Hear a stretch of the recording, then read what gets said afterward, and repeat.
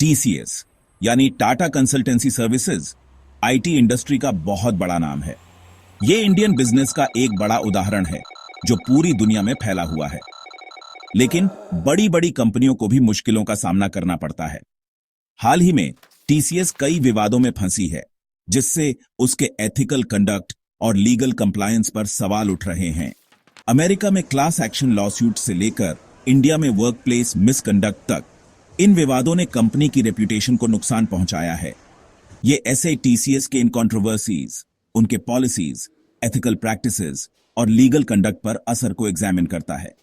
Tax refund forfeitures, salary deductions, trade secret theft और sexual harassment complaints जैसे allegations की वजह से टीसीएस के सामने क्या चैलेंजेस हैं, ये ऐसे उसका एनालिसिस देता है। आखिर में ये इसे ज्यादा ट्रांसपेरेंसी और अकाउंटेबिलिटी की मांग करता है ताकि कंपनी लोगों का ट्रस्ट वापस पा सके और आगे भी सक्सेसफुल रहे। 2006 से 2013 के बीच टीसीएस अमेरिका में एक क्लास एक्शन लॉसूट में फंस गई। लॉसूट में कहा गया था कि टीसीएस ने H-1B वीजा पर अपने एम्प्लॉइज की सैलरी से गलत तरीके से टैक्स काटा था। ये एम्प्लॉइज जो अपनी स्पेशल स्किल्स के लिए यूएस लाए गए थे, उन्हें अनएक्सपेक्टेड फाइनेंशियल बर्डन्स का सामना करना पड़ा। लॉसूट में दावा किया गया कि टीसीएस ने इन टैक्सेस को वापस करने का वादा किया था, लेकिन ऐसा नहीं किया, जिससे अफेक्टेड एम्प्लॉइज को काफी फाइनेंशियल लॉस हुआ। ये लॉसूट 7 साल तक चला, जिससे टीसीएस को काफी नेगेटिव पब्लिसिटी मिली। इसने फॉरेन वर्कर्स के साथ कंपनी के व्यवहार और यूएस एम्प्लॉयमेंट लॉज के कंप्लायंस पर कंसर्न्स पैदा किए। 2013 में टीसीएस $29.5 मिलियन के सेटलमेंट पर राजी हो गई, जिससे लॉसूट खत्म हो गया। हालांकि सेटलमेंट का मतलब गिल्ट एक्सेप्ट करना नहीं था, लेकिन ये लोकल लॉज और रेगुलेशंस के नॉन कंप्लायंस के रिजल्ट्स की याद दिलाता है। इस केस ने एम्प्लॉयमेंट कॉन्ट्रैक्ट्स में ट्रांसपेरेंसी और कंपनीज के लिए अपने एम्प्लॉइज के कमिटमेंट्स को पूरा करने की जरूरत को हाईलाइट किया, चाहे उनकी नेशनैलिटी या वीजा स्टेटस कुछ भी हो। 2014 में टीसीएस एक और बड़ी लीगल बैटल में फंस गई, इस बार एपिक सिस्टम्स के साथ, जो एक US based healthcare software company है। एपिक सिस्टम्स ने टीसीएस पर ट्रेड सीक्रेट्स चुराने का एलिगेशंस लगाया और कहा कि टीसीएस के एम्प्लॉइज ने एपिक के सिस्टम से कॉन्फिडेंशियल इंफॉर्मेशन को गलत तरीके से एक्सेस और डाउनलोड किया था। एपिक सिस्टम्स के अनुसार इस थेफ्ट ने टीसीएस को competitive health care software market में गलत एडवांटेज दिया।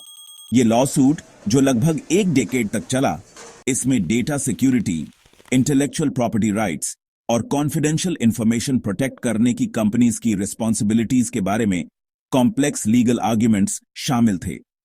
2016 में एक यूएस जूरी ने टीसीएस को ट्रेड सीक्रेट मिसअप्रोप्रिएशन का दोषी पाया और एपिक सिस्टम्स को $940 मिलियन का भारी भरकम डैमेज दिया। हालांकि बाद में एक जज ने इस अमाउंट को 420 मिलियन तक कम कर दिया। इस केस ने स्ट्रॉन्ग डेटा सिक्योरिटी मेजर्स की इंपॉर्टेंस और इंटेलेक्चुअल प्रॉपर्टी थेफ्ट से जुड़े स्ट्रिक्ट पेनल्टीज को हाईलाइट किया। इसने कंपनीज के लिए स्ट्रिक्ट एक्सेस कंट्रोल्स और एम्प्लॉई ट्रेनिंग प्रोग्राम्स लागू करने की जरूरत को भी हाईलाइट किया, ताकि सेंसिटिव इंफॉर्मेशन तक अनऑथोराइज्ड एक्सेस को रोका जा सके। अमेरिका में लीगल चैलेंजेस का सामना करते हुए टीसीएस को इंडिया में भी वर्कप्लेस मिसकंडक्ट के सीरियस एलिगेशंस का सामना करना पड़ा। 2019 में एक फीमेल एम्प्लॉई ने एक सीनियर एग्जीक्यूटिव पर सेक्सुअल हैरासमेंट का एलिगेशंस लगाया। इस केस ने ऐसे सेंसिटिव मैटर्स को हैंडल करने के कंपनी के तरीके और सभी एम्प्लॉइज के लिए सेफ और इंक्लूसिव वर्क एनवायरनमेंट प्रोवाइड करने के कमिटमेंट पर कंसर्न्स को सामने लाया। कंप्लेनेंट ने एलिगेशंस लगाया कि इंटरनल कंप्लेंट्स कमिटी या आईसीसी, जिसे ऐसे एलिगेशंस की इन्वेस्टिगेट करने का काम सौंपा गया था, ने उसके केस को गलत तरीके से हैंडल किया। उसने दावा किया कि आईसीसी ने फेयर और इम्पार्शियल इन्वेस्टिगेशन नहीं की, जिससे उसे और ज्यादा परेशानी हुई और इनजस्टिस का एहसास हुआ। इस केस ने आउटरेज और प्रोटेस्ट्स को जन्म दिया। कई लोगों ने टीसीएस के इंटरनल ग्रीवेंस रिड्रेसल मैकेनिज्म्स की इफेक्टिवनेस पर सवाल उठाए। इसने कंपनीज के लिए हैरासमेंट के प्रति जीरो टॉलरेंस का कल्चर बनाने और यह इंश्योर करने की जरूरत को हाईलाइट किया कि उनकी आईसीसीज ऐसी कंप्लेंट्स को सेंसिटिविटी, इम्पार्शियलिटी और जस्टिस के प्रति जेन्युइन कमिटमेंट के साथ हैंडल करने के लिए इक्विप्ड हैं। टीसीएस से जुड़े कंट्रोवर्सीज आज के इंटरकनेक्टेड वर्ल्ड में काम करने वाली ग्लोबल कंपनीज के कॉम्प्लेक्स चैलेंजेस को हाईलाइट करते हैं।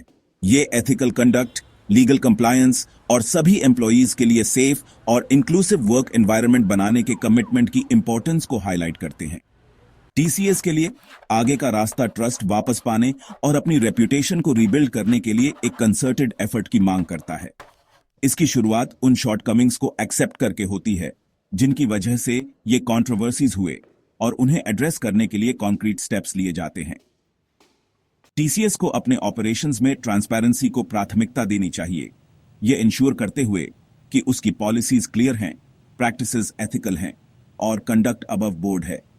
इसमें इंटरनल ग्रीवेंस रिड्रेसल मैकेनिज्म्स को मजबूत करना, रिस्पेक्ट और अकाउंटेबिलिटी का कल्चर बनाना और अपने एम्प्लॉयज को एथिकल कंडक्ट, लीगल कंप्लायंस और वर्कप्लेस डाइवर्सिटी एंड इंक्लूजन पर कॉम्प्रिहेंसिव ट्रेनिंग प्रोवाइड करना शामिल है। टीसीएस से जुड़े कंट्रोवर्सीज इस बात की याद दिलाते हैं कि एथिकल कंडक्ट सिर्फ बिजनेस के लिए अच्छा नहीं है, ये लॉन्ग टर्म सक्सेस के लिए जरूरी है। जो कंपनीज प्रिंसिपल से ज्यादा प्रॉफिट्स को इंपॉर्टेंस देती हैं, कंप्लायंस में शॉर्टकट्स अपनाती हैं या मिसकॉन्डक्ट को नजरअंदाज करती हैं, वे अपने ही खतरे में होती हैं। आज के इंटरकनेक्टेड वर्ल्ड में जहां न्यूज तेजी से फैलती है और रेप्यूटेशंस आसानी से खराब हो जाती हैं, एथिकल लैप्सेस के फार रीचिंग कॉन्सिक्वेंसेस हो सकते हैं। टीसीएस को सिर्फ लॉज और रेगुलेशंस के कंप्लायंस से आगे जाना चाहिए। उसे अपने ऑपरेशंस के हर पहलू में एथिकल कंसिडरेशंस को शामिल करना चाहिए, हायरिंग प्रैक्टिसेस से लेकर क्लाइंट इंटरैक्शंस तक। इसमें एक ऐसा कल्चर बनाना शामिल है जहां एम्प्लॉयज रॉन्ग डूइंग के बारे में बोलने के लिए एम्पावर्ड महसूस करें, जहां डाइवर्सिटी को सेलिब्रेट किया जाए और जहां सभी के साथ रिस्पेक्ट से पेश आया जाए। जैसे जैसे टीसीएस आगे बढ़ती है, उसे कॉर्पोरेट कंडक्ट की बढ़ती स्क्रूटनी, इवॉल्विंग लीगल फ्रेमवर्क्स और एम्प्लॉयज, क्लाइंट्स और इन्वेस्टर्स की राइजिंग एक्सपेक्टेशंस से भरे एक कॉम्प्लेक्स लैंडस्केप को नेविगेट करना होगा। कंपनी को इस कॉम्प्लेक्सिटी को अपनाना चाहिए, इससे दूर नहीं भागना चाहिए। उसे इन चैलेंजेस को ग्रोथ और ट्रांसफॉर्मेशन के अपॉर्चुनिटीज के रूप में देखना चाहिए। टीसीएस में इन कंट्रोवर्सीज से स्ट्रॉन्गर और ज्यादा रेजिलिएंट बनकर उभरने की क्षमता है। ट्रांसपेरेंसी, अकाउंटेबिलिटी और एथिकल कंडक्ट को अपनाकर वो खोया हुआ ट्रस्ट वापस पा सकती है और ग्लोबल आईटी इंडस्ट्री में एक लीडर के रूप में अपनी पोजीशन को मजबूत कर सकती है। ये जर्नी आसान नहीं होगा, लेकिन एथिकल और रिस्पॉन्सिबल बिजनेस प्रैक्टिसेस के रिवॉर्ड्स एफर्ट के लायक हैं। टीसीएस से जुड़े कंट्रोवर्सीज आइसोलेटेड इंसिडेंट्स नहीं हैं। ये टेक इंडस्ट्री के भीतर ब्रॉडर चैलेंजेस को रिफ्लेक्ट करते हैं, एक इंडस्ट्री जो अपनी ग्रोइंग पेन से जूझ रही है।